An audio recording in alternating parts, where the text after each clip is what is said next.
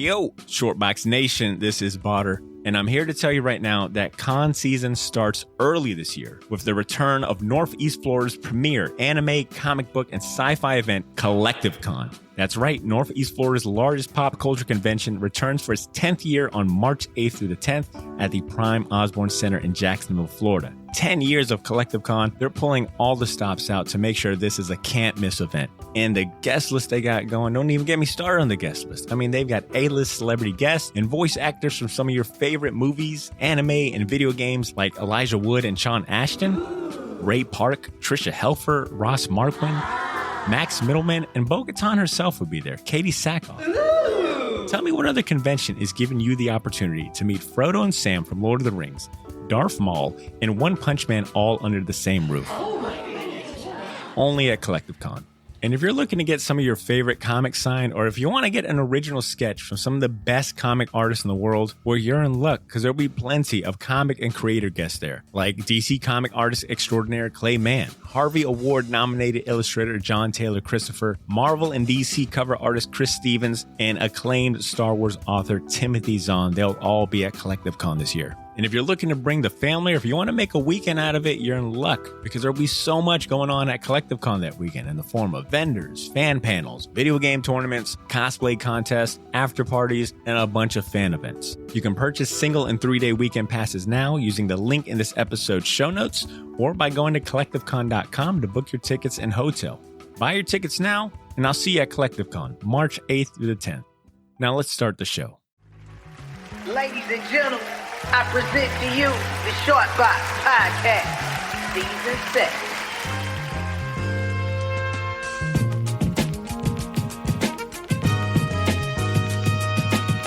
The Shortbox Podcast was recorded before a live internet audience. Yo, Shortbox Nation, welcome back. This is episode 325.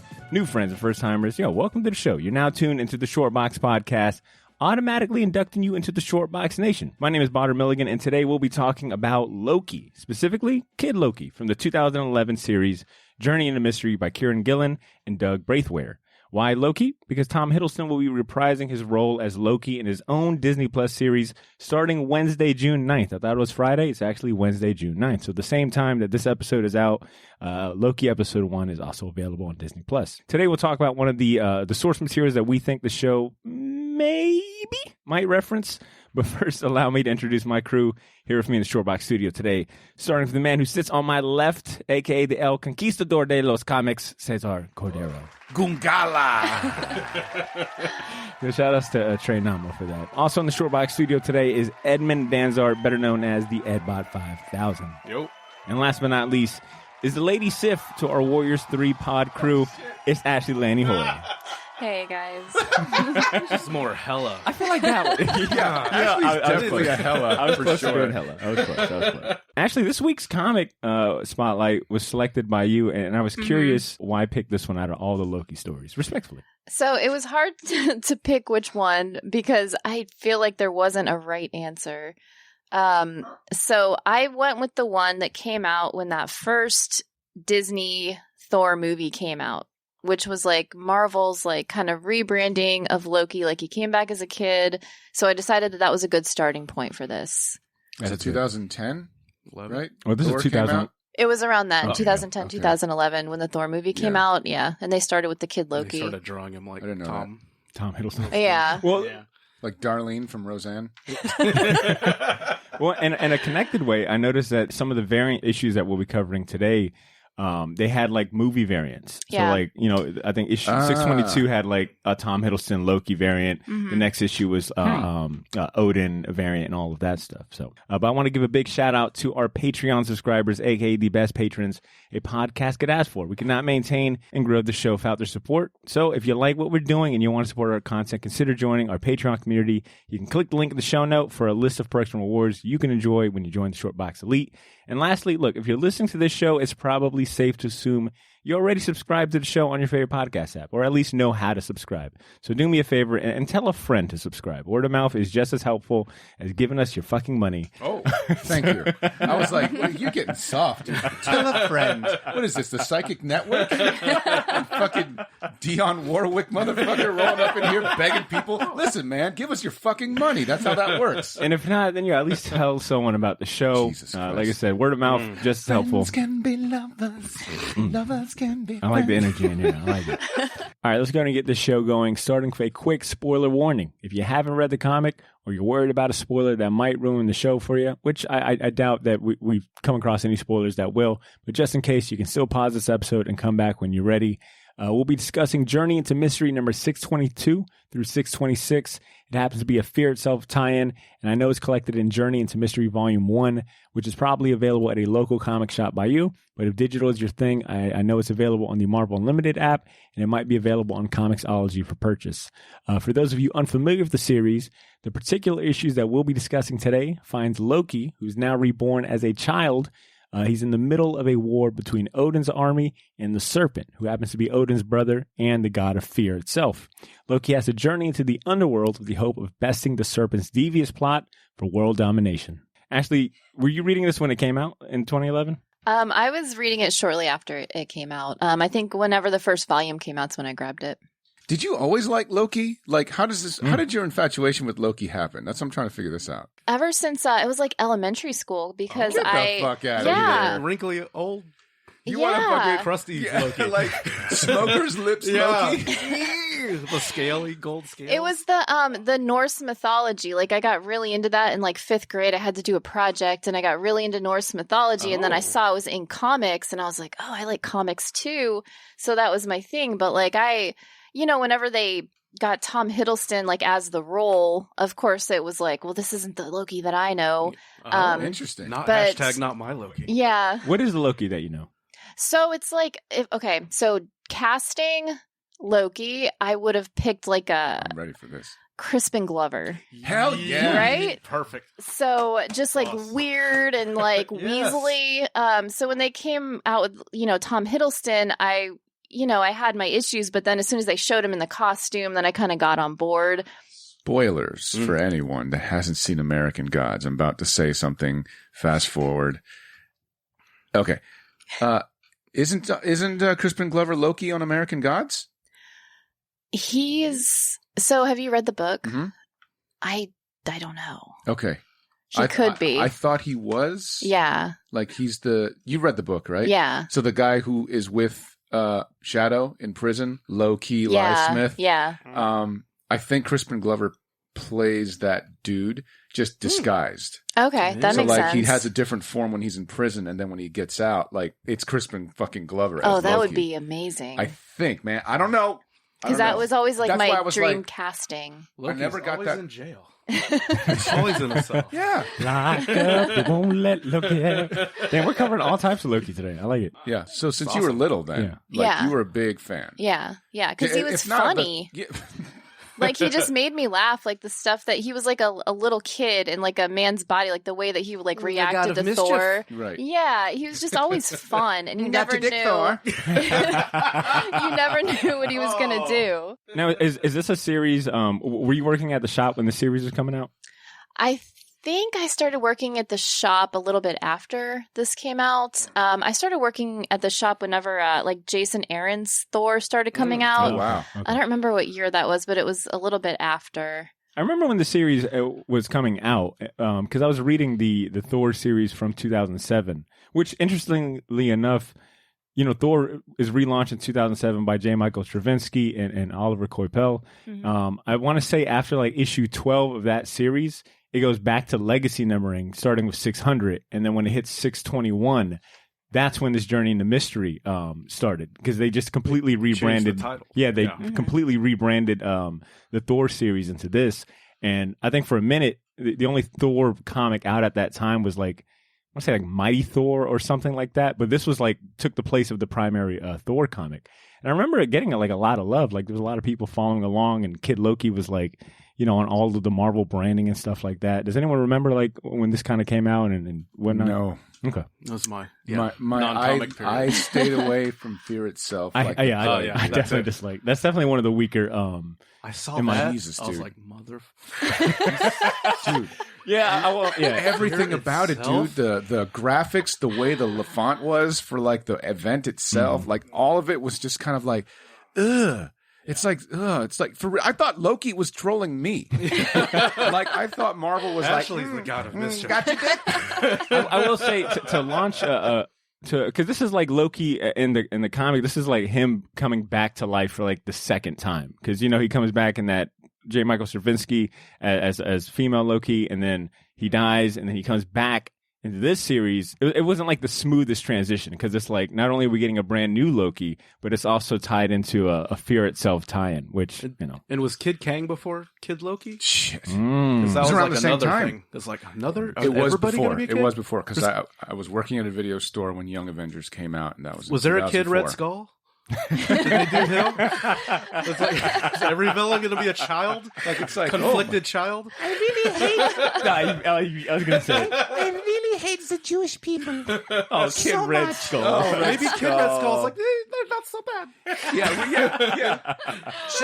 Shut up, Kid Red Skull. Not What my are you talking favorite, about? but not so bad. I've been watching a lot of Mel Brooks, and I don't understand where all of this hatred comes from. Kid Red Skull. Only Scotty Young could make Kid Red Skull like kind of adorable. Well, then Ed, how did this comic resonate with you? I mean, good, bad, and different. How'd you feel about it? Did not want to read this at all. Being 100,000%. I read it last night. Probably the latest I could possibly do it before falling Oh, asleep. shit. That was like, not wise. I do not want to read this. And then I saw The Fear Itself, which I had no idea. I was like, I double fucking didn't want to read this. And then they start with the 8 birds bullshit. Neil Gaiman wannabe bullshit. I stopped reading it. The birds, like 2 pages of birds dying and eating eyeballs. I don't want to read this. I put it away. It's like, nope, I got it. We're recording tomorrow. I got to read this. That homework guilt is strong. I got all these Russian viruses from reading it online. I might as well power through it. Were you familiar with the creative team? I was familiar.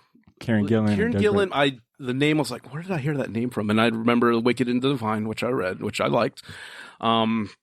And Doug, I know his art because I know him through working with Alex Ross, through Earth X, through, he's just one of those guys who doesn't have that mainstream popularity, but he's got more than enough of that talent. Solid fundamentals in a way that you're like, okay, you went to the school of Neil Adams. Got it. Exactly. And then it's like, this is the guy that, like, well, the art's nice. Art's really good. The art's really good. If you like Astro City, you're going to fucking cream your 100%. jeans Well over said. the art in this for sure. And I liked a lot of his other work, so it's like, well, at least it's pretty pictures, and I'll just get through it. But the more I read it, and I think once, the more I started reading it, and then, okay, this is okay. And then, like, after that first issue where, Loki kind of turns, where it's like, we're in a, world of heroes. Somebody should be able, he kind of breaks the fourth wall and turns back, that very last page.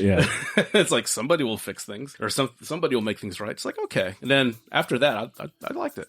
But yeah, I was not looking forward to this.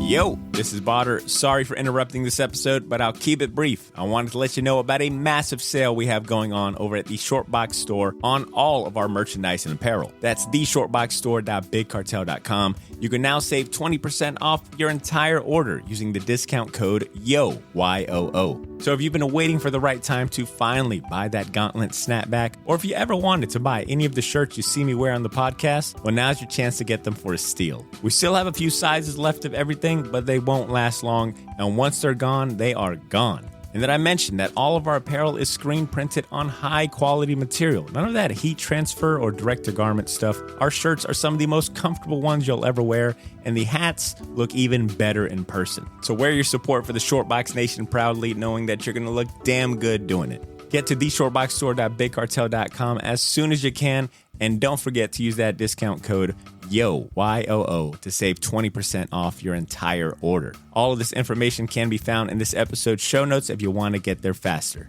Thanks for not pressing fast forward. Now back to the show.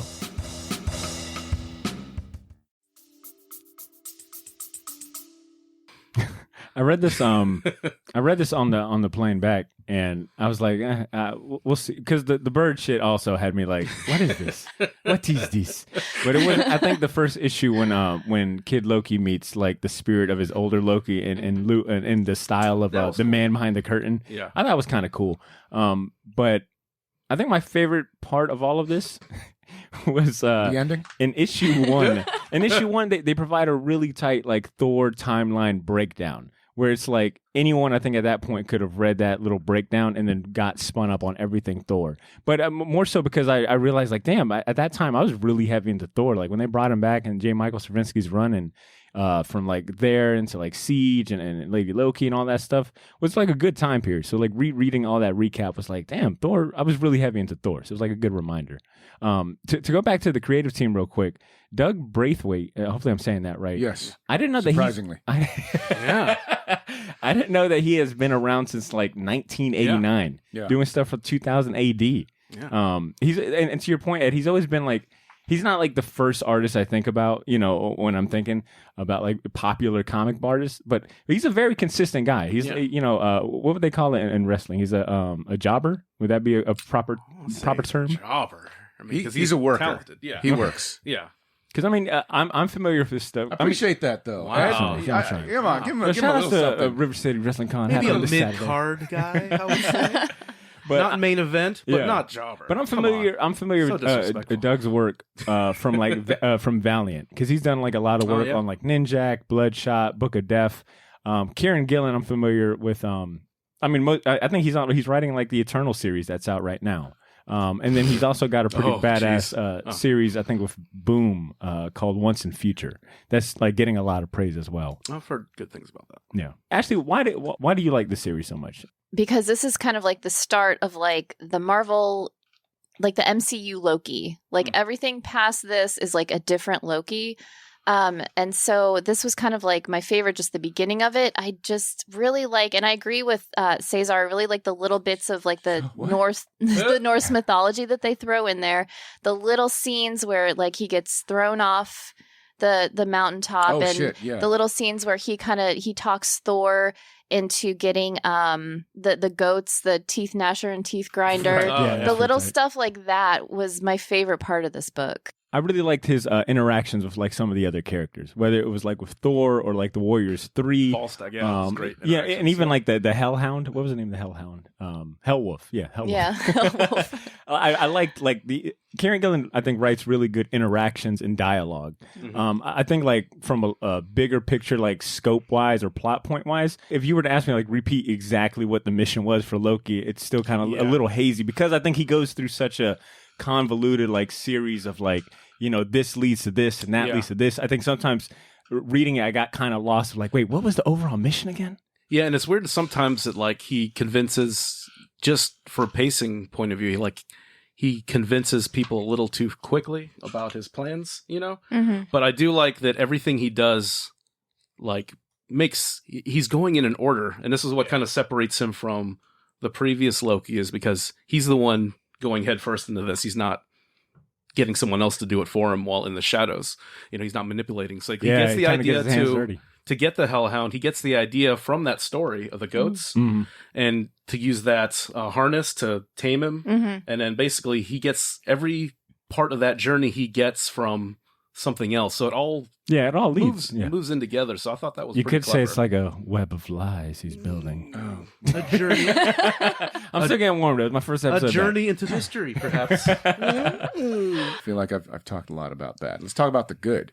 Are you still trying to sell this? I'm going to sell it. Oh, okay. I'm going to sell it. I'm bringing it around. I missed another bringing it around. Okay, bring it around. I made a comment about Doug Braithwaite's art and saying that if you like Astro City and any other thing that he's worked with as far as Alex Ross is concerned, this is your shit. This is your jam. Like, it is really good. So good, in fact, I don't even think they inked over it. Like, it looks like it's just digital color. It looks so like that's what it is. Okay. It looks like it's just his pencils, and then that's what Alex Ross did for Paradise. Or was it? He did the pencils, and Alex Ross painted over. There you go, man. Like, it's fucking really, really good. I mean, if it's inked, then God bless the inker, because they did not go over any line There's that sketchy wasn't quality. To Yeah, it. Yeah. Oh, there you well. go. No inker. I don't see no anchor. Yeah, Colorist Ulysses Areola. yeah. So it's just the pencils. Sexy name. There you go. Ed, you dog. You hellhound. So there's that. I like when the story like actually hits you. It hits hard. Like any of the stuff where like they're dealing with Surtur, or they deal with the Midgard serpent being thrown into that chasm, and he has to fight his way out. It's very Conan-esque, For sure. which is also rooted in that sort of mythology. But Conan isn't the guy you would write fucking Shakespearean dialogue with. Like I do not want to read a story where Thoth Amon loftily describes the nature of reality by using birds as a fucking analogy for the human condition regarding these different, magpies. Right, different hells they have to go through to get. I'm like, I fucking get it. I get it. But that's it. I do like Newark, New Jersey being kind of like That's rest dude. area. That's fine. That's fine. This just felt like. So as far as good shit is concerned, I'll just say also that I think it's not fair to judge this story based on the fact that it appears in a Fear Itself tie-in, because it seriously is a good story in that fucked upness, man. Like. Actually, have you read any of the other Fear Itself shit? No, I It's haven't. horrible. Because there are a few things that happen in these couple issues that are referenced like off panel, in Fear Itself. Good art, stories, drags a little. I do like the character design somewhat. I like Loki's character design a lot. Yeah. I like Kid Loki's character design. I can see why Kid Loki was like a popular. I don't like character. Hela's design. I know you do. You probably do, I right? do. I love knew it. I knew I it. love I knew it. I was like, Ashley probably fucking digs this shit so hard. Like I was like just reading it like this is all her wheelhouse. Like it's like if somebody got inside your brain and was like, redesign the Asgardian universe, and she's like, watch me go, guys. I like the idea that this version of Loki still has like an uphill battle. And, not only finding himself in this like new form, but also like having to deal with the fallout of being Loki. Still hates his guts. Yeah, everyone hates his guts, and even though like he's supposed to be like this little kid, like how do you hate this little kid? Like, well, I'll show you. I think that's what endears him to Volstagg, where he sticks up for him, and when he says, "Oh, it was my plan," and it's like, "Look, I have kids. I remember you as kids." So that's a cool little twist, and another. Just sorry, off the topic, but another cool little twist is like, how many times have we seen Thor go to Loki's as counsel when he's in jail, and then we see it reversed? I thought that was pretty fun little. Yeah, I twist. thought that was endearing. Like the fact that Thor still like has. Like, how did you get here? It's like, I don't have time for a fanciful tale. Yeah, what's your advice? I did find that endearing that like Thor is still got his little brothers back, despite like them being Asgard being in this situation because of Loki and whatnot. I thought that was pretty endearing, and the whole Loki finding his way to like hell and brokering this deal between Mephisto and Hela. Which hell? Single little. They even mentioned it's like one consonant is a lot of trouble. I didn't think that this was slow paced. Like I thought that this was really good. All those little like what you guys thought were tangents when it's like, oh, go to the demon and the exploding crow and the key, and like I loved all that stuff. So I loved everything after that. So I don't know if you guys would like it. Probably not. Ashley is like, guys, slow down. All right. You guys need to slow down life. Enjoy life. I mean, we only read the first 6 issues. This ran for how long? Like a good bit, right? Yeah, because I kept kind of adding on to it. Like whatever he thought he was writing, they kept giving him more and more books to add on. Because I saw an interview with Doug, and he's like saying that when he took this gig, he's like, no one thought this was going to be a placeholder. Let's pivot to the show. Ashley, based on the trailers that we have received, do you think the show will respect your time? Are you looking forward to seeing Tom Hiddleston reprise his role as Loki? Oh yeah, it's for sure. It's only 6 episodes too, and it drops Wednesday, not Friday, which I thought was pretty cool. So it's for sure gonna respect my time. I've had a soft spot for Owen Wilson since Shanghai Noon back in the day, so I was really excited to see who's gonna be on this. Yeah, Shanghai Noon. You remember I Shanghai like that Noon? movie. Yeah, I remember Yeah. like Jackie Chan saying he didn't want to do any stunts or any work. What? Yeah, he's like, That's awesome. Jackie, I don't want to. Hey, Jackie, Not feeling it. Jackie, good to see you. Yeah, I was wondering Feeling if it, like man. maybe like you do a lot of those like crazy kicks, and like maybe I just sit back and just watch. Yeah, pretty Like, much. Is that weird? Like maybe like That's my what he character's like he's like a guy that watches, you know? I kind of like the idea of Ed doing more Owen Wilson impersonations for us. That was, I don't know that if was that pretty was good. accurate. Did you learn of any like Easter eggs or anything going on with the show? Maybe Just- like, is there any chance of this being referenced at all based on what Just we a know? lot of rumors. I can see it being referenced since this is going to be a time shenanigans show, essentially. So different timelines leading into different, multiverses. We could see, versions of Loki. We could see the old, Kirby, Stan Lee era Loki. We can see, Longhorns. yeah, we can see, Yeah. thin lizard lip Loki. We can see Tom Middleton Loki. Smoker's lips. Yeah. Loki. And then we can see, Kid Loki, and there's nothing on IMDb yet as far as No, who's not at playing all. what, but there's rumors of this one kid who's basically put up the poster and he's like, I'm in the show. And someone asked him if he was Kid Loki, and he's like, can't wait. Didn't really answer it, but it's like, So we might see Kid Loke. yeah. So there's Remember, you still heard it here rumor. first. Yep. That's awesome. Yeah, breaking news. That but I can see him being in that and maybe going into that reality, or I'm not sure how they're going to structure the show, or if they're going to work together, if there's going to be like an episode where two different versions of Loki try to figure out whatever problem of the week they have, or Maybe. whatever, Maybe. So I can't see them going full on. It's strange that this show is the safest out of all of them. Yeah. And it's the one I'm the most excited about because it's been a show at least 5 times, maybe 20 times since TV's been invented. The criminal that they need, that the government needs to get the job right. done, you know? The bureaucratic entity needs to catch a thief. We need a thief, you know? Silence of the Lambs. We could do something like that. It's I don't know. We'll see. Yeah. It's also like it's Loki being used right. Like Yeah. he's the wild card. Like I didn't feel like he was the wild card in this comic. That's what's hard about like a Loki based comic is like the essence of Loki is he is the wild card. Right. And it's whenever he's the center, like the main character, he's got to move the story forward and make the decisions Yep. and be like kind of the moral compass. That's why the best Loki stories are like the Thor stories when he can come in and mess things up and sure. go and like just fuck off and just he's gone. Sure. Like yeah. those are my favorite Loki stories. Like it's hard when he's the center of it.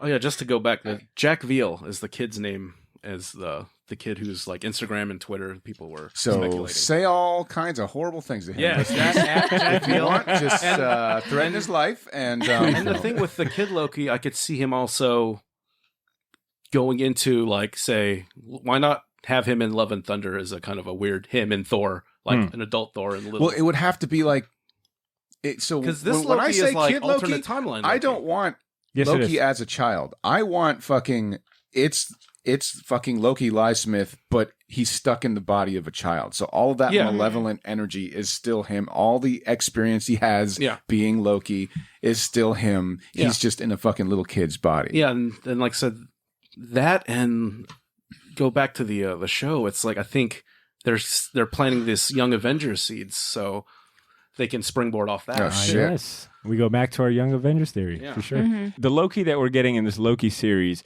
is based on the 2012 Avengers Loki. As soon as he's apprehended, this is that Loki. So the Loki that we saw in Infinity War die, that Loki is done for. And I think even Tom Hiddleston. The Loki in Endgame where he gets the Tesseract, and yes, yeah. that's this Loki in the Yes. time. But that Loki is the one from oh Avengers. my god, it's gonna be like Terminator. He's asshole Loki. Yes, it's full asshole Loki. Yeah, full murder, about to murder a Jewish man in front of a bunch of people, and Cap steps in and saves him. He's like, what did he say? He was like, we stood up to men like you, and he's just kind of like, learn from your elders. And he's about to kill a guy. Yeah. Like, Jesus Christ. This Cap guy's comes in. Some things never change. Right.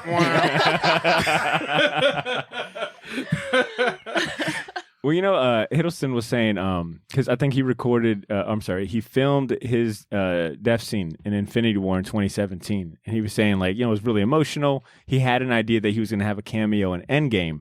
But at the time, he didn't know that they had any plans for this Loki series. Matter of fact, I think the staff in general, like, didn't know until much later. I don't think they announced this series until like 8 weeks prior to Endgame or Infinity War coming out. So for even Tom Hiddleston, at some point, it was a surprise for him too. And I know that he's looking forward to this series. And that was a big news thing when they announced the series that he was going to be in it. That was like, I think it was one of the first. Huge. Yeah. I think it was one of the first Disney Plus announcements made, because it was like, oh no, the actors playing them in the movies. Yeah, we're not getting some. It's not C+ Blade. It's not some other guy. All right. Well, look, Ashley, I want to go to you to wrap us up for this segment. And are there any other Loki stories that are worth reading, whether it be in preparation for the show or maybe just because, people like the show? What other Loki stories you got for people? I mean, in preparation for the show, probably the Loki Agent of Asgard, because it's pretty recent. If you just want to read like a good Loki story with like the Norse mythology, the Trials of Loki is really good. It's got all that like heavy Norse mythology, like they like sew his mouth shut and like all that kind of like crazy stuff.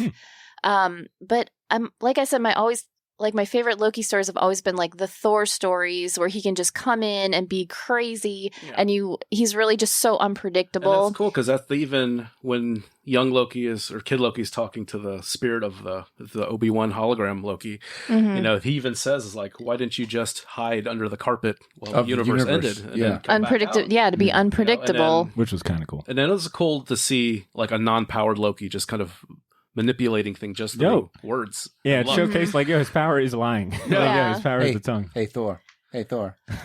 Hey, Thor. I got your dick. Actually, I'll throw one in there. And it's not per se a Loki specific, but X-Men Asgardian War is one that I recommend, because you get Chris Claremont writing. Mm-hmm. You also get like a crew of good artists like Art Adams actually doing interiors, Paul Smith, and I mean it's essentially like the X-Men, Alpha Flight, and New Mutants like fighting Loki. So that's like an old school throwback one. Ed, see any Thor or Loki recommendations you guys want to give? Blood Brothers. Ooh, yeah, that's a good one. I know it's Esad Ribic on art. Who's the writer? Me. I wrote it. Nice. I did it. I thought the name looked familiar. On that. I was the one that wrote it. Ed, what about you? Blood Brothers is pretty good. I'll have to second C's suggestion. Okay. All right. Old guys teaming up this episode. Got it. Sounds good. All right. Well, Ashley, thank you so much for picking this. And before we go on break, I'd like to go to end this first half of the show spotlighting some newer comics that our listeners might be interested in. Shortbox Nation, I'm actually proud to reintroduce our new Comic Talk segment, now titled Fistful of Comics. You can either have a mouthful of teeth or a fistful of comics. It was formerly No Comic Shop for Old Men, but that was a mouthful, so Cesar came up with a much better name, and as you can tell, a much better bump as well. I still like the old one, but another new bump. You do like that old one. I do like that one. No Comic Shop for Old R.I.P. Rest in peace, No Comic Shop for Old Men. This is now Fistful of Comics going forward. So we're going to be talking about some new comics that you can go out and read and find in a local comic shop near you, or digitally if that's your thing.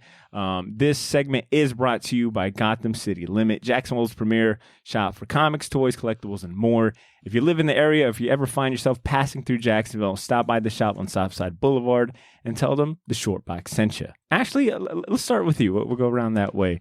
What new comic are you going to spotlight today for Fistful of Comics? So I got a Dark Horse comic this week. It's called The Worst Dudes. I picked it up too. It just looked like fun. Same reason I picked it up. Yep. Yeah. Did you read it yet? Not yet. It just had this warning on the outside of it that was like, there's going to be violence and bad words and all that kind of stuff. And it's just about a bunch of like really terrible characters that makes them just so likable. And it's really cartoon. It kind of makes me feel like I'm reading an Adult Swim cartoon. Like it's like 2 o'clock in the morning and I'm not supposed to be watching TV. And yeah, you're waiting for your mom to walk over and tell you to turn it off and you're going to get in trouble. Like that's how I felt reading this book. Wait, can you go to the cover, see? Okay, so that warning label, this book contains odious language, wanton drug use, willful violence, unabashed luxury. Wonton. I'm hungry. All right, I'm I'll recording. take the general's chicken and the wonton violence, please. And generally loathsome behavior. And then in parentheses, Botter picked this shit up. That's why I picked it up. I got it too. I haven't read it yet. Ed, what about you? What new comic you got? It is a couple weeks old, but cartoonist kayfabe fans will know Red Room has come out. Yeah. I could not find it at Gotham. When I They went. sold out. The store I went to, they sold out. They're going to order more for 2. It's been way more of kind of a hit. It's Fantagraphics' biggest hit in a very long time. Like that first issue was like the highest, Yeah. maybe highest selling comic of I theirs. pre-ordered it because I didn't know before they announced it was going to be in stores, Mhm. and I still haven't got my pre-order. Fantagraphics, come on. I have heard that their shipping does take a long time. Terrible. From what But I've heard.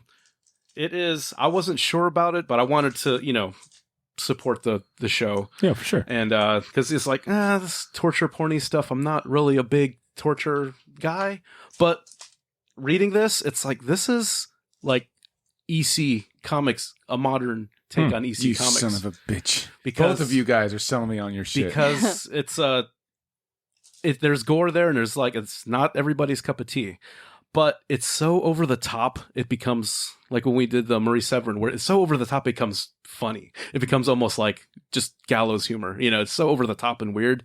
The story's actually pretty good. So if you took like an EC comic with some 90s aesthetic to it, it's printed on this like off-white color, it's black and white within the off-white paper. It is a really beautiful comic. It's the craftsmanship is there. It's a pretty engaging story for what it is, for the subject matter, for a crazy, and it's so over the top and ridiculous. The character's ridiculous. What's another selling point of this series is Ed Piskor said that it's each issue is going to be a self-contained story, so you don't have to pick up like issue 2 will be its own thing, issue 3 will be its own thing, and I'm sure it's gonna tie it up like maybe down the road after the first volume, or they'll revisit some of these characters. But it's a cool book. It's like if you're not too squeamish, and if you do like horror, and if you do like EC Comics, but if you want to see a kind of like a modern take on it, I love it. It was like easy. It was like the last couple of weeks. This has been the comic. Damn. Good stuff. And I know on his Ed Piskor's Patreon, he was releasing like 1 page a day as he was making it. So. Yeah, and like the thing too, it's such a strange model because the Patreon, he has this available in a printable size, so people would send the show like the comics printed out before the actual comic printed out. Oh, weird. So it's a strange business model because you get to bootlegging your see. shit. Yeah, he's like, send me those bootlegs, son. He leans into it, and that's what I like about it. He's a character. Like, he is a character. He's definitely that school of those 90s image guys. He's like, you're a character. You sell yourself as much as your work. Damn. Thank you, Ed. That was a really good share. See what do you got? What new comic you got? Well, to spotlight? speaking of TMNT, Immortal Hulk. Yes. No. It's, I was waiting for you. It's The Last Ronin. Oh, yeah. Yeah. Issue 3 finally came out. Yes. Yeah. Yes. It's sweet. Are you reading The Last Ronin, dude? I am, but I will admit, I don't think I picked up issue 3. I was just looking at issue 2 today. It's only like 6 months late. Yeah. Like a lot of people have probably Damn. forgotten. So you hopped on. So you hopped on the Last Ronin train. Yes, I did, man. Good I like. It's good. I mean, I feel like Ed, you might be the Turtles guy here, Mm-hmm. and I'm slowly turning into Ed, man. I think so. Wrestling. I think so. Yeah. I don't know if that's. Taking over. I don't know if that's gonna be. I don't know if that's gonna be beneficial to the show or the straw that broke The the camel's back. Shortbox Not sure. NWO. We're taking over. I'm losing From the inside.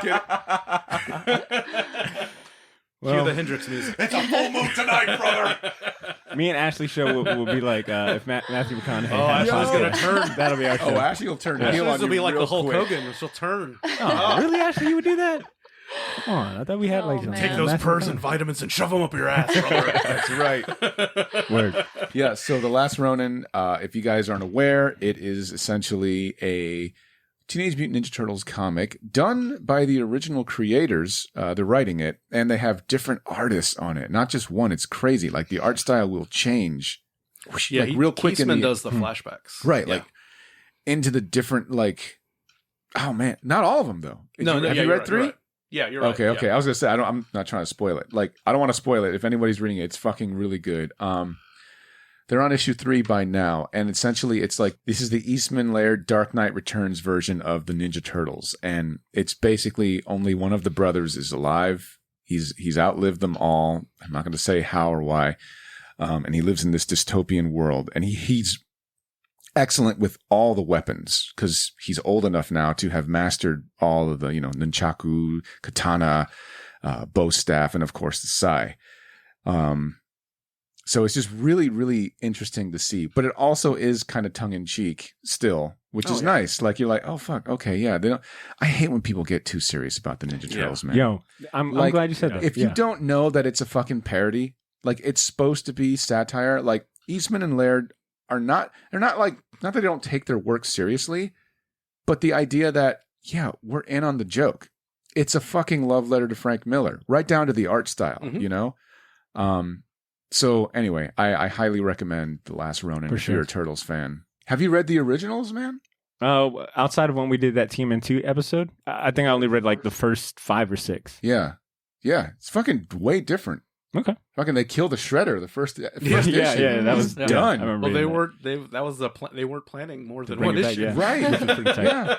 Well, I want to check out those TMNT Legends issues that Ed, you were talking about a couple. Oh, the Urban Legends. Yeah, Urban Legends. Those look pretty fun. Right. It's bonkers. Yeah. Volume 2 just came out this last couple months. Oh, it's tight. Bonkers. So I'll go ahead and champion a new comic by the name of Everfrost. Number 1, it's by Ryan K. Lindsay and art by Sammy Cavella. It's published by Black Mask Studio. So this is like the first comic I've purchased from this publisher. I've been waiting for this day. Whoa. You say that This every episode. motherfucker You say that every Mask. episode. You say that every episode. Look, if you have to ask yourself who the fuck Black Mask Studios is, you can just look at Potter and just tell him, hey, Cesar won. Yeah, I've said that on the show that you've won. Numerous times. Like, I've got a boner right now. Put your pants back on. Ashley looked at me like, really? Well, look, so Everfrost, at the top layer, it's about a scientist warrior named Van Luis. This looks cool. Yeah, who simply wants to retire, get off planet as her society collapses, but then she unearths like this mystery involving the death of her son. But what I really like to describe it is what the writer had to say about it, Ryan K. Lindsay. He wrote, "This story came to me as a vision of a scientist walking through the snow and she's carrying a big sword and even bigger loss in her heart. As I unpacked what makes Van, our leading character, tick, I discovered a world of heartbreak and inequality amidst the chaos of futuristic technology, replacing ethics and strange creatures living among what's become of humanity." Didn't we see this episode of Lovecraft Country? So I saw this. I originally saw this comic in a solicitation in the latest previews when we were doing the our previews episode of Troy Jeffrey Allen. Shout out to Troy. Shout out Troy. And it caught my attention because the cover looks so badass, and I was hoping that the artwork cover matched the interiors, and of course it does. It's my first time reading. Nice, man. It is so welcoming. Because how many times have you been like juked? You know, it's like when who the fuck is this guy inside? Well, it's when you meet a celebrity and What's they that like? forgot Every to watch. Alex Ross cover I've ever seen. Yeah, shit. What? Yeah. So it's my first introduction to I think I've read some stuff by Ryan K. Lindsay. Yeah, the name's familiar. But it's my first time with the artist Sammy Cavella. Hopefully I'm saying that right. But art looks fantastic. Story's really nuanced. I'm kind of curious to see how it goes because it's a lot in that first issue. Like they set up this entire world and just like a lot to take in. Does the monkey talk? Yes, he does. Yes, and he, of sold. course, is, of course, he's got like an attitude. So he's a lot of fun. Monkeys with attitude. Yeah. So check it out. Everfrost #1 on Black Mask Studio. I'm going to go ahead and take the reins. Wait, what did you say? MW. Wait, monkeys with attitude. Yes, he is an MWA. That's good. Let's go ahead and go on a quick music break. Shortbox Nation. Better be quick. Shortbox Nation. We got some music brought to you by Mecca. We're back, everyone. Botter couldn't make it. No, I'm dead. I'm still here. I'm trying to get us to on music break. But look, we got some music from Mecca the Marvelous. I want to play, and then we'll come right back to. We got some emails, and of course, we got Champion Season, which is now sponsored by a new sponsor who's making their debut. So you have to tune in, right? So let's go ahead and quick music break. We'll be right back.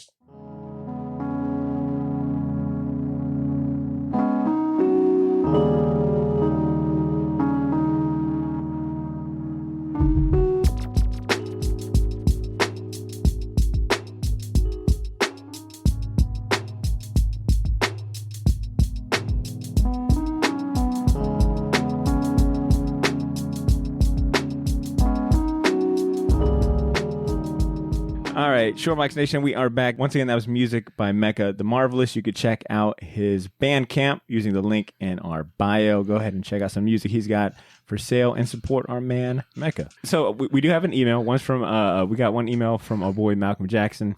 Okay. We got a pretty lengthy voicemail from our guy Corey Torgerson. Which I think I'm gonna play as the outro, just because we got to get the champion season. But I want to go ahead and play Corey's. We'll put a nice musical bit underneath it because it's long. You might as well have something nice to listen to while it's there. But he does champion some things that Ashley has brought up. He brings up Ultra Omega, which me and Ed have been brought up. So Corey listens and he writes in and tells us how good the stuff we talk about is. So shout out to Corey. But the only thing I want to mention before I get into that email is that Rob Liefeld will be visiting Jax in July. What? No, July 10th. He's doing a Florida tour. Guys, a tour. Why are we not going? Him and Jim Starlin were at like Universal Studios. I am going. You for the Avengers Campus. Wait, okay. When is this? So, this is kind of only applicable to folks here in Florida. So sorry, guys. Fuck everyone else. Regional. No. Actually, shout out to our Canadian listeners. We've had a huge bump in Canadian listeners. Wow. Oh, Canada. But July 10th and 11th. I don't know if it's hosted by Coliseum Comics. I just noticed that he's coming to two of their locations. Oh shit! Here. Yeah, July 10th Yeah, July 10th Kissimmee, and then July 11th. Here in Jacksonville at the Coliseum opening up on Oakleaf. Yeah, Look, the new Oakleaf. Rob Liefeld, friend of the show. So Rob. I shot my shot. I was like, "Oh, stop on the show when you come through." Our 300th episode. We did have a special shout out from him. So. Right. Our good buddy Rob. Good Liefeld. friend of the show, Rob Here, Liefeld. and you know what? I'll be kind. So it's okay. So it's for Rob Liefeld's X-Force 30th anniversary tour. Wow, 30 years. He's doing it all through July. So July 9th, he'll be at Emerald City Comics in Clearwater, Florida, Kissimmee, Florida, Coliseum Comics, and then Jacksonville, Florida. And then his last stop is July 16th and 17th at Big Apple Comic Con in New York City. So there you go. Shortbox Nation, if you truly love us and care for us, help us get this Rob Liefeld interview. By I don't know, shoot him a Twitter, by hit him up on Twitter, by any means. Go to his house, hit me up for the address, hit him up on Instagram, let him know that you want to hear him on the Short Box. That would be pretty awesome if we can get him on the show. So yeah, I'll leave it at that, and then let's go read this email from my guy Malcolm Jackson. I'll pass it over to Cesar. Do the honors. All right. A Jurassic Ass Champion season. You hear me? Not. Hold on. Wait. What am I doing? What? I'm doing it wrong. Hold on. Yeah, Malcolm, here we go. I'm going to do you right, buddy. Ready? A Jurassic Ass Champion. Whoa. Ya hear me? Not heard me. What's going on, Shortbox? It's been a while on my end, but I just wanted to check in and maybe bring something to the table for Champion season. The Jurassic Park/World franchise is arguably my favorite franchise of all time. To keep it a buck with y'all, and I just so happen to have two champions. First off is the incredibly dark children's show. I've heard about this. Jurassic World Camp Cretaceous, seasons 2 and 3. I think I championed it before, or maybe it was Ed. This series is so bonkers, so well written, and brings the horror elements that we love from the franchise. It's still shocking how this is a kid's show. My final champion gives me an excuse to talk coasters. Thank God. The Jurassic World Velocicoaster at Universal Islands.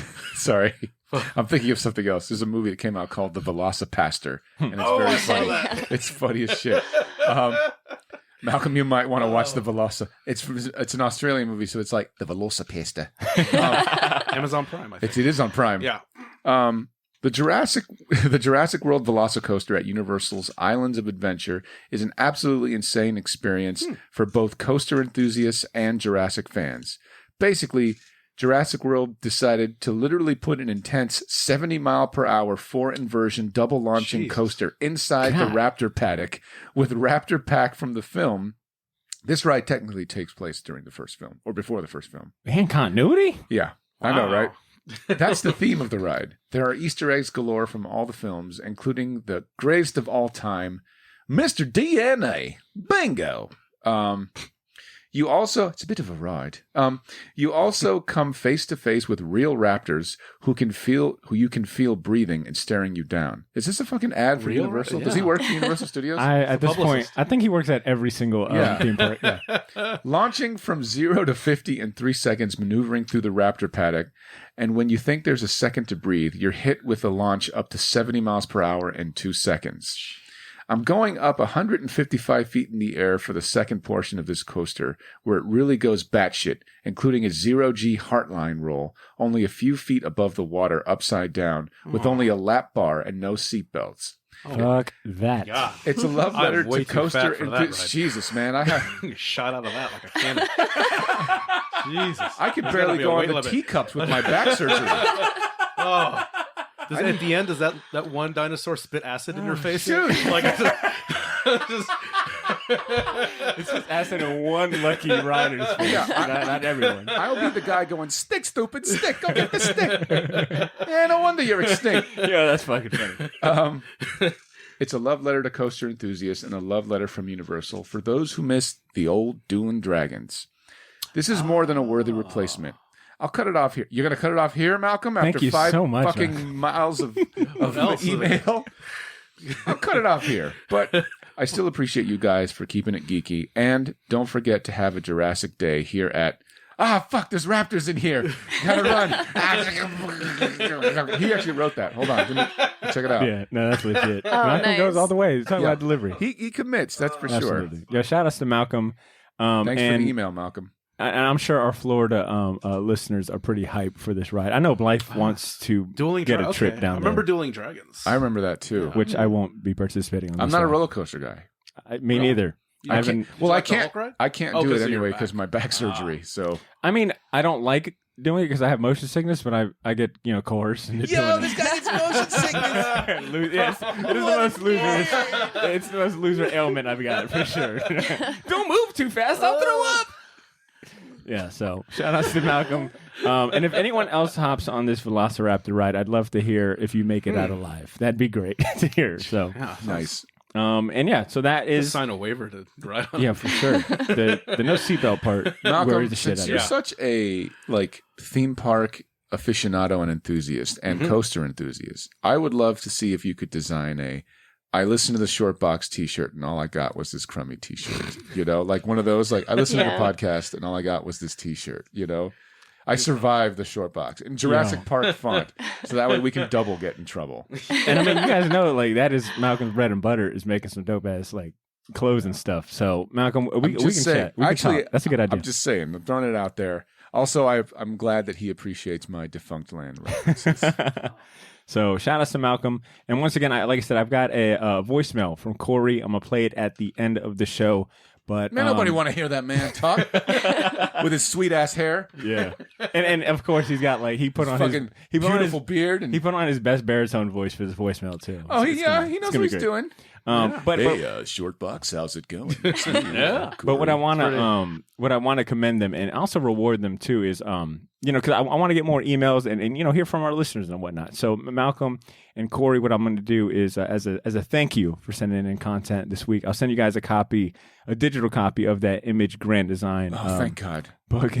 I don't know what you're going to do, man. like, I just got back from the islands. I don't know, man. He's like, for send being a listener, I'm going to send you a copy of my dick. It's a digital, it's a high-res picture. Wow. I'm gonna give you some Gift that keeps on giving. a kilo of Coke. Thank you so much. But Malcolm, Corey, I'll shoot you guys over a digital copy of the Image Grand Design book, which we put a spotlight on 2 episodes ago when we had Eli Schwab on the show. So look for that in your inbox. Keep the emails coming. Keep the voicemails coming. Why You can don't shoot people us listen to us? I'm so sorry. I just realized we are very, very, very crass. You think?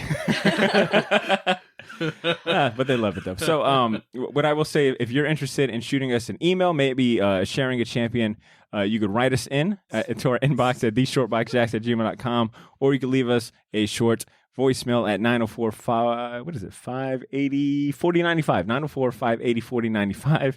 Real quick, I forgot to tell you something. I got a email from Google Voice. It was like, hey, you haven't used your Google Voice number in a minute. Please log in and at least use it so you don't lose it, right?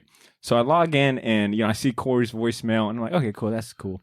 And I got another voicemail and I think it was from someone that might have like maybe dialed the number wrong. And I was like, well, I think Cesar's long Joker voicemail my God. Dude, the only thing they left for the voicemail was, what the hell? I'll play it when we're done, but that is all they. And it was from a number I didn't recognize. It's like, who the fuck called it us? And they're like, what the hell? So shout out to them. Let's go ahead. I think we're at a good stopping point, man. Let's go ahead and get to wrapping up this episode with our last but not least, our champion season.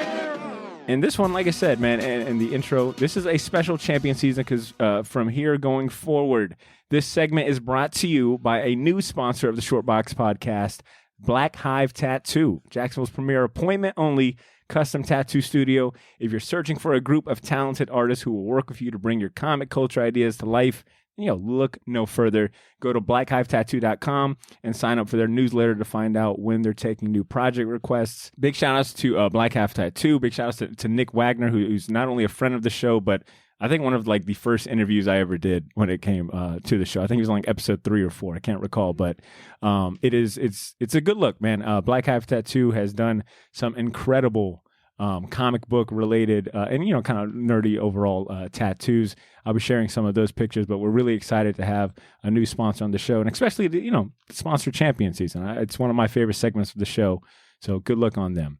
And every week they'll also be chiming in on champion season and sending something that they want to share. So, but for those of you tuning in for the first time, champion season is the part of the show where we highlight other worthwhile entertainment and recommendations that we feel deserves your attention. These can be much more than comics, but include our movie picks, TV series that we really like, maybe books we've started or video games we're playing. Really, it could be anything else that we're hyped on this week. I'll go ahead and kick it off with Cesar. What are you going to champion today? Oh, shit. No, so 2 things, and they're both related to Teenage Mutant Ninja Turtles. One of them is the cartoon from 2012. It lasted 5 seasons. Oh, yeah. And it is the CGI one? Yes. Ah, yeah. Did you watch it? A little bit of it, yeah. It's good, man. Yeah? I got the art book, The Art of the Teenage Mutant Ninja Turtles. I'll bring it in next time. It's fucking awesome. This guy is like maybe 4 years older than we are. And the showrunner, I think his name is Ciro Nieli, and he talks about like growing up in Philly and being a real big fan of the actual like 1984 first issue, to the point where like he worked at a Philly cheesesteak shop and a pizza joint, and he would draw the Ninja Turtles on people's receipts, and because it was it was family owned, so he was like the kid that was the clerk. So he's this young kid drawing on people's receipts, like here you go, have a good day, or cowabunga, or stuff like that. It's real cute. And he fast forwards to like 2007 where he's working at Nickelodeon, and they're like, hey, Nickelodeon got the rights to the Turtles. We're thinking of doing a cartoon. He's like, I'm your fucking guy. Like, please, I've been dreaming about this. So up until that show, the Turtles hadn't really had anything as far as defining them differently physically, right? And he was the guy that basically was like, well, Donnie will be tall and lanky, and he's got like a little gap in his teeth, right? And, maybe Mikey Shell is bigger than him because he hasn't grown out. He's the youngest, so he hasn't grown into it yet. And Raph looks more hulking like the Eastman Laird, Turtles. And he's a big fan of John Carpenter. He purposely designed Casey Jones to look like Kurt Russell in the Disney movies because they're all teenagers, to include April and Casey. So he's like, well, I'm gonna make him look like Kurt Russell, and the bicycle that he rides is called the Pork Chop Express. Is a Big Trouble in Little China reference. Like, it's all there, but also the comic shit. Like, he yells "Goongala" like really loud before he whoops ass on, and it's a great show. And the book makes the show even better when he breaks down every page. Like, here's my character designs for Leo. Here are my character designs for this person that, it's supposed to be a Chuck Norris tribute, and all of the, the fake cartoons that they watch, the shows within the shows are like, Leo is, like, how do I make Leo the leader, right? Like, it's like, oh, well, he can't just, other than just like, he's the turtle with the blue bandana, or he's the turtle with the orange one. It's like, Leo is a big Star Trek fan. He's a Trekkie, and he models his leadership style after Captain Kirk. So there's this fake show called Space Heroes, and it's like Star Trek the animated series. Like it's all like Stilted like animation, really yeah. really shitty Super animation. cheap, yeah. Yes, it's awesome. And he'll be like, That's funny. he's got such a boner for Captain Ryan is the name of the guy, and he's like, Captain Ryan would definitely say this, and we must, until the mission is whatever. And Raph will just look at him like, shut up, which is beautiful because Sean Astin does the voice of Raphael. Jason Biggs is Leonardo, which you wouldn't think the guy from fucking American Pie, the pie fucker, would make a great Leonardo, but he does. He's fucking awesome. There's a lot of really cool cameos. Lewis Black does a voice on the show. It's such a fun show. I don't get tired of watching it. I'm already on the second season. I can't stop. Heroes in a Half Shell, guys. Damn. Turtle Power. Good pick. Ed, what about you? What are you going to champion today? So another thing turned 30 years old is I'm going to champion that I revisit is MTV's Liquid Television. Oh, shit! Jesus, 30 years old. Okay, so yeah, boy. anytime someone asks me why my tastes are so weird and strange and what the fuck's wrong with you, I will point to Liquid Television and say, look at that, and that'll explain everything. And like I said, it's just such a, the big things, that's, Mike Judge's start. Sure. Beavis and Butthead, the Office. Was it Spike and Mike Animation Festivals? Yeah, Spike and Mike, like the Office Space shorts. Aeon Flux, Peter Chung kind of got his career really going there. And then there's artists that I've really liked that had their starts there. Bill Plimpton, the famous animator. Met him. Nice guy. First time seeing his work. Seeing like Charles Burns getting he was like the Dog Boy, that weird Dog Boy segment was based on one of his comics, and he's one of my favorite artists. Richard Sala, some of his stuff. So it's like a lot of that stuff at the time I didn't know, but going back, it's like, oh yeah, this is how, I came to like this guy. This is where I've seen this guy's work before.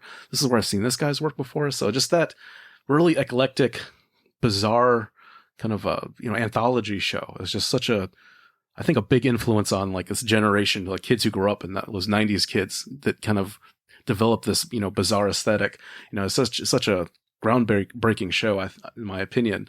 So it's like I said, yeah, I think this last week or the week before, it was like the 30th, it's been 30 years since it debuted, like in 91, I believe. So yeah, the Head, man. The Head. Yeah. Like I said, they came back with, the Max, the Head, the Oddities Hour, and they kind of, so it's a lot of cool stuff and a lot of cool names, attached to that.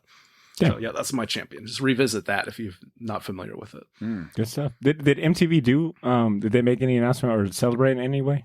I didn't see it through MTV because I'm not really sure what MTV is now, as a Paramount? brand. Yeah, or as like what they do. Oh. Yeah.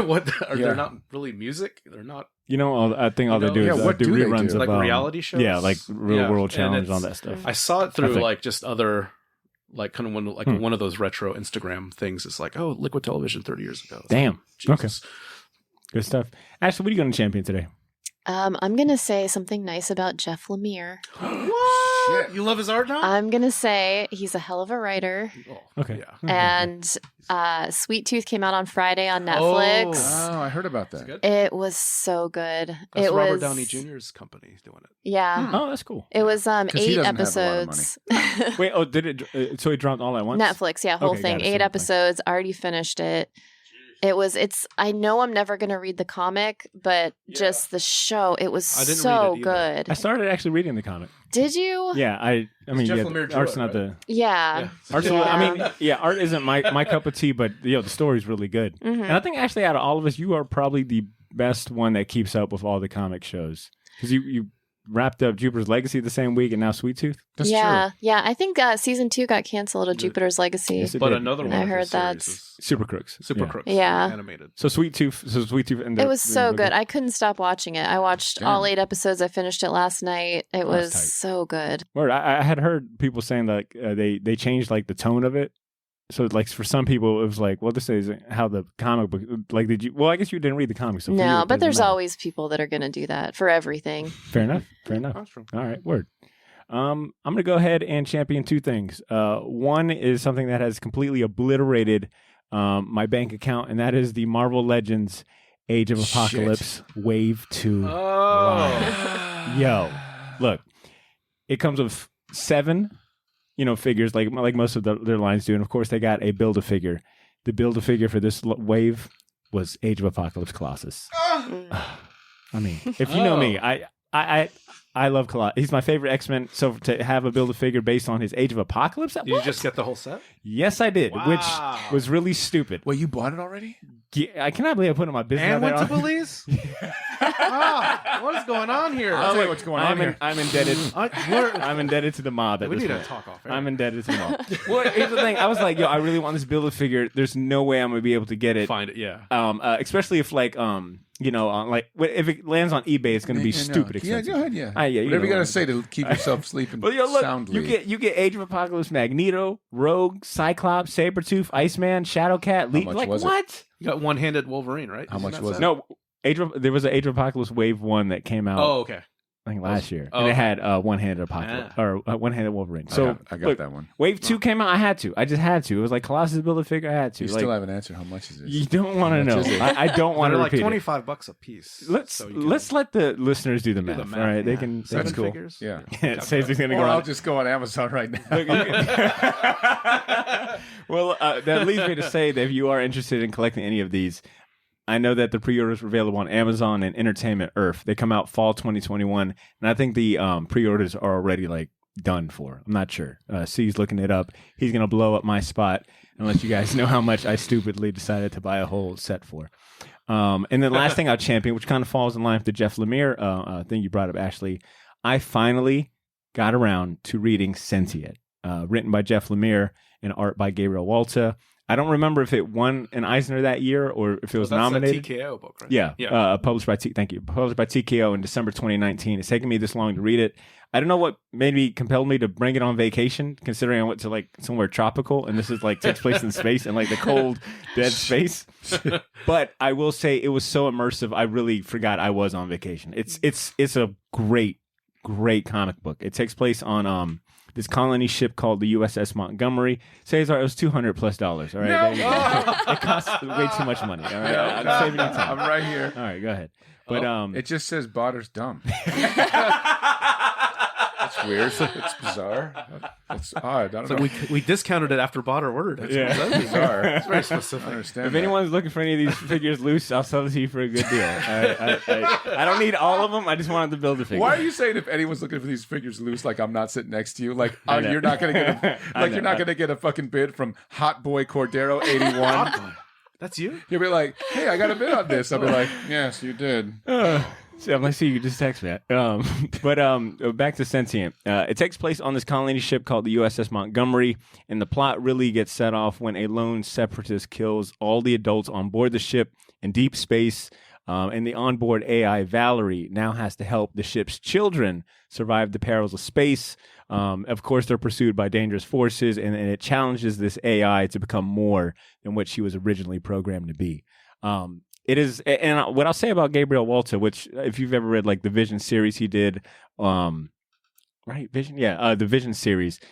I feel like he's in this comic he stepped it up. He is channeling Kirby and John Romita Jr. And I know that's kind of blasphemous considering how great those guys are, but Gabriel Walta is bringing his A++ game on this. So I recommend Sentient. It is fantastic and definitely lives up to the hype that everyone was talking about 2 years ago as I'm finally catching up. Well, those are my champions. We've got one more champion to share, and it comes from our sponsor of this segment, Mr. Nick Wagner over there at Black Hive Tattoo. He wrote in and wants to champion Last Night in Soho. He says that he saw the preview for the movie Last Night in Soho with Anya Taylor-Joy from Queen's Gambit and The Witch. He writes that he saw the preview for the movie. It looks super creepy. It starts out looking like a Hitchcockian time jump thriller, but takes a turn for the creepy. I'm really looking forward to it, and I can't wait. This is Edgar Wright's new joint, by the way. For those that aren't, okay. yeah, there you go. Okay. So Nick is purveyor of all things scary, for sure, clearly. And it's interesting that Edgar Wright is doing a straight up horror, as opposed to some sort of spoof of it. You know, so I'm stoked about it. Plus, I kind of got a thing for her, even though she's got those frog eyes. Don't matter. Don't matter. Ribbit. I decided to watch the trailer, and it does kind of fall in line pretty close to what Nick was saying. At first, I was like, "Oh, this is okay. This looks cool. This And looks then, like a movie I will not be watching." End of it, I was like, "Well, I'll just listen to C and Nick's Tell review me of how this. it is. Yeah. So once again, Nick Wagner from Black Hive Tattoo is going to champion. If you're a listener and also happen to have the pleasure of being Botter's friend, if you could, please trick him into watching a scary movie with you. Like, trap him in your house. Pretend you're going to watch a sweet-ass documentary. Get one of those Clockwork Orange machines. Shoe Keep your culture. eyes open. Yeah, on shoe culture and hip-hop. And he'll just come over with, like, some popcorn. Like, guys, I'm really ready to watch this documentary on shoe culture, hip-hop, and cocaine. Let me see how this works. That's weird. This is titled Conjuring. Is that a Why is sneaker? why is this movie called Cannibal Holocaust? Is that the hip-hop band? I heard of these guys.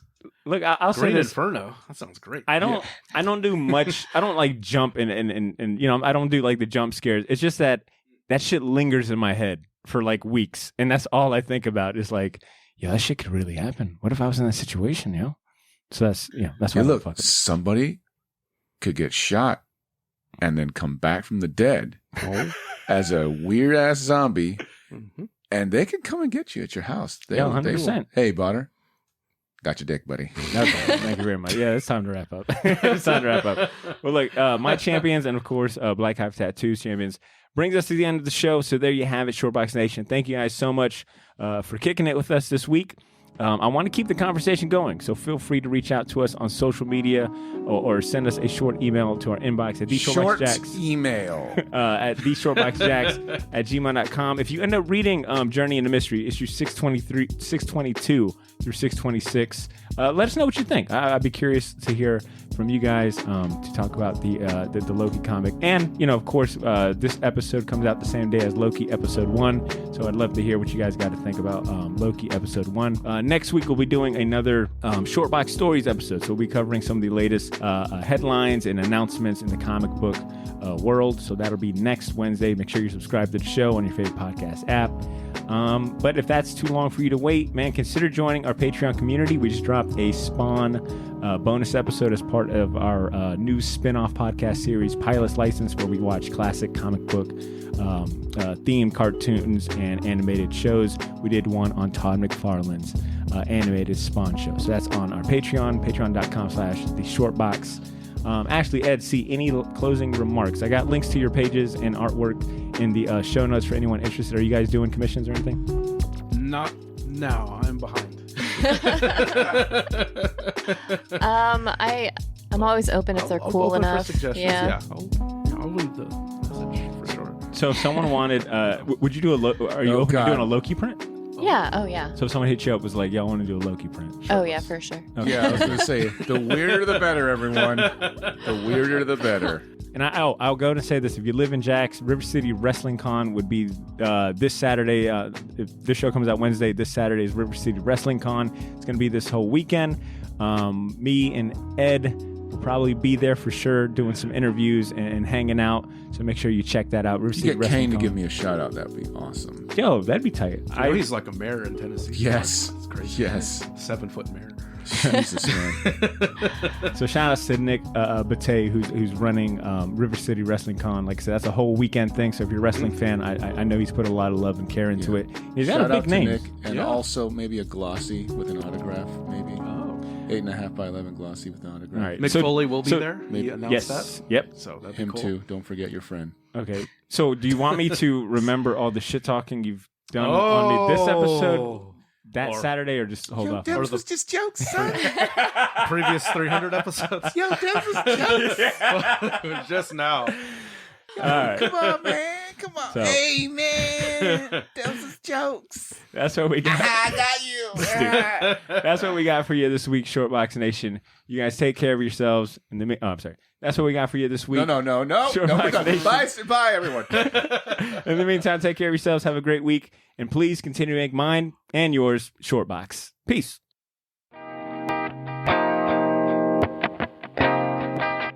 What up, Shortboxers? It's your boy, Corey T. Calling in because I haven't spoken at you in a while. Wanted to leave a couple of champions. First off is going to be the Vor trilogy by Brian Catling. Ashley Laney Hoy recommended this to me a year ago, and I just recently finished the first audiobook. It is really fascinating, particularly if you have a great background in Christianity and Catholicism. And see, I think you would really like this. And I honestly think you should check it out solely because I think there are deeper roots in Judaism than I can pick up on. But they do at least kind of hint to each one of those different religions. Second off, I'm going to champion Ultra Mega. Man, it is weird. It is wild. It's this very like Japanese feeling, very unexplained. Nobody knows what's happening, but it's like if Ultraman met Evangelion. Just super sick and twisted. Lastly, if you haven't, go read Berserk. Kentaro Miura just passed a couple weeks ago, and do yourself a favor and read some really amazing literature. There's like 8 omnibuses out there right now, so check it out. Anyways, take care. Keep mine short box.